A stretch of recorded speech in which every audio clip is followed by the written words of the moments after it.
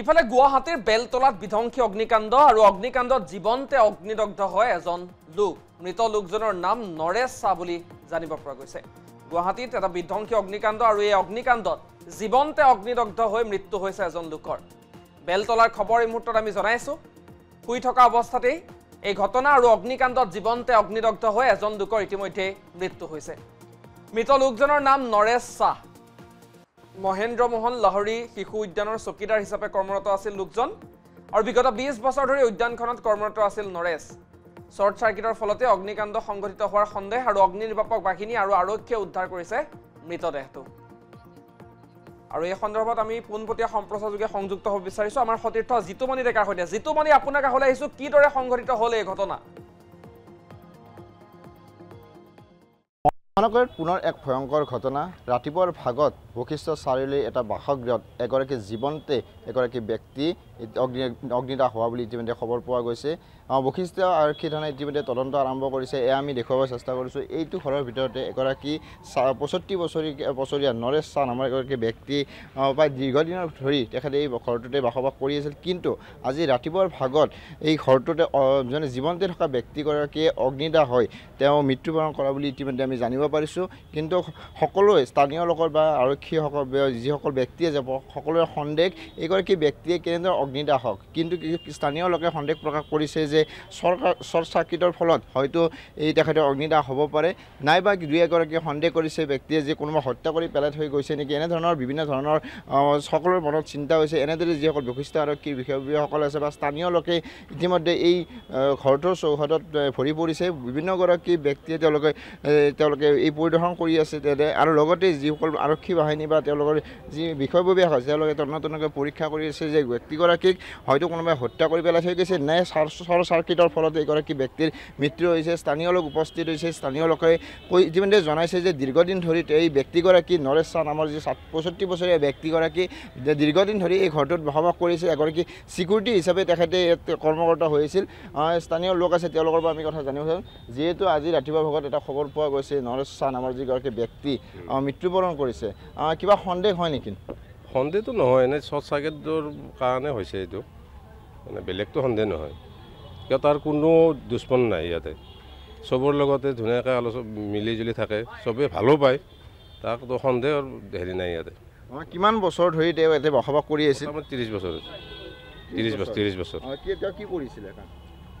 ইয়াতে আমাৰ ৰখীয়া হিচাপত আছিলে বা কেতিয়াবা বেলেগ একো নাই আৰু ৰখীয়া হিচাপত আছিলে আমাৰ কমিটিৰ আণ্ডাৰত, সেইটোৱে আৰু। নিশ্চিতভাৱে তেওঁ এগৰাকী চিকিউৰিটি হিচাপে কাম কৰিছিল। আন এগৰাকী ব্যক্তি তাৰ পৰা জানিব আপুনি হয়তো ৰাতিপুৱাৰ ভাগত খবৰটো পাই সেইগৰাকী ব্যক্তিক খবৰ দিলে হয় বা আৰক্ষীক জনালে, কিবা সন্দেহ প্ৰকাশ কৰে? নাই, একো নাই। তেখেতে কোনো কাৰোৰ লগত কাজিয়া পেচাল নকৰে, মানুহ সন্দেহ কৰিব একো নাই।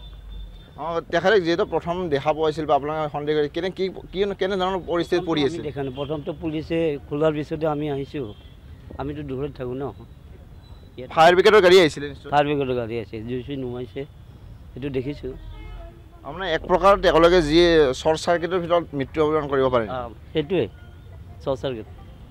নিশ্চিতভাৱে স্থানীয় লোকে ইতিমধ্যে জনাইছে যে শ্বৰ্ট চাৰ্কিটৰ ফলত হয়তো এইগৰাকী ব্যক্তি নৰেশ শাহ নামৰ যিগৰাকী 65 বছৰীয়া ব্যক্তি আছিল তেওঁ হয়তো শ্বৰ্ট চাৰ্কিটৰ ফলত মৃত্যুবৰণ কৰিব পাৰে। কিন্তু আৰক্ষীয়ে তন্নকৈ পৰীক্ষা কৰি আছে যে ব্যক্তিগৰাকীক কেনেকৈ শ্বৰ্ট চাৰ্কিট হ'ল বা যিহেতু 30 বছৰ ধৰি এই ঘৰটোতে তেখেতে বসবাস কৰি আছিল বা এই অঞ্চলৰ যি এই বজাৰ বা হওক বা এই স্থানীয় যিখিনি ঠাই আছে এই ঠাইখিনি তেওঁলোকে চোৱা চিতা কৰি তেওঁ বসবাস কৰি আছে। ওচৰতে তেওঁ ঘৰ বান্ধি খোৱা লোৱা কৰি তেওঁ থাকে। কিন্তু যোৱাকালি অৰ্থাৎ আজি যোৱাকালি তেওঁ নিশা যিহেতু ভাত পানী খাই তেওঁ শুই আছিল, কিন্তু ৰাতিপুৱাৰ ভাগত যিহেতু জীৱনতে অগ্নিদাহ হৈ থকা ব্যক্তিগৰাকীক সকলোৱে লক্ষ্য কৰিছে যে তেওঁ মৃত্যুবৰণ কৰি আছে।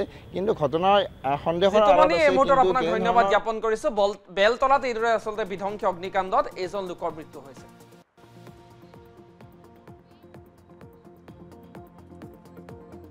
ইফালে নগাঁৱৰ বেঙেনাআটিৰ নৱজাতক বিক্ৰীৰ ঘটনা আৰু মাতৃয়ে বিক্ৰী কৰা নৱজাতকক উদ্ধাৰ কৰিবলৈ সক্ষম হৈছে আৰক্ষী। আমি পুৱাৰ ভাগতেই বাতৰি সম্প্ৰচাৰ কৰিছিলোঁ কিদৰে মাত্ৰ 15,000 টকাৰ বিনিময়ত নিজ সন্তানক বিক্ৰী কৰি দিছিল এগৰাকী পাষাণ মাতৃয়ে, আৰু সেই নৱজাতকটিক ইতিমধ্যে উদ্ধাৰ কৰা হৈছে।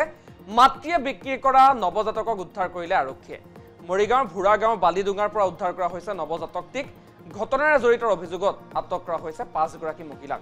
সম্প্ৰতি শিশুটিক ৰখা হৈছে নগাঁও চিকিৎসা মহাবিদ্যালয় হাস্পতালত 15,000 টকাত সন্তানক বিক্ৰীৰ অভিযোগ উত্থাপন হৈছিল মাতৃৰ বিৰুদ্ধে ড্ৰাগছৰ বাবে ভাড়াঘৰৰ মালিকৰে মিলি এই কাৰ্য সংঘটিত কৰাৰ অভিযোগ বুধবাৰে ভাড়াঘৰতেই দুটি সন্তান জন্ম দিছিল মহিলাগৰাকীয়ে সন্তান দুটিৰ এটি সন্তানৰ মৃত্যু হোৱা বুলি জনাইছিল মহিলাগৰাকীয়ে স্থানীয় লোকসকলক আৰু সেই সন্তানটিক মেটেকাৰ তলত পুতি থৈছিল আৰু আনটো সন্তান চৰত বিক্ৰী কৰাৰ গুৰুতৰ অভিযোগ উত্থাপন কৰিছিল স্থানীয় ৰাইজে কৰ্মসূত্ৰে বৰপেটাত থাকে মহিলাগৰাকীৰ স্বামী যমজ সন্তান জন্ম দিছিল এইগৰাকী পাষাণ মাতৃয়ে তাৰে এটি সন্তানৰ মৃত্যু হ'ল আনটো সন্তানক বিক্ৰী কৰি দিলে মাত্ৰ 15,000 টকাৰ বিনিময়ত কেৱল ড্ৰাগছ ক্ৰয় কৰি সেৱন কৰিবৰ বাবে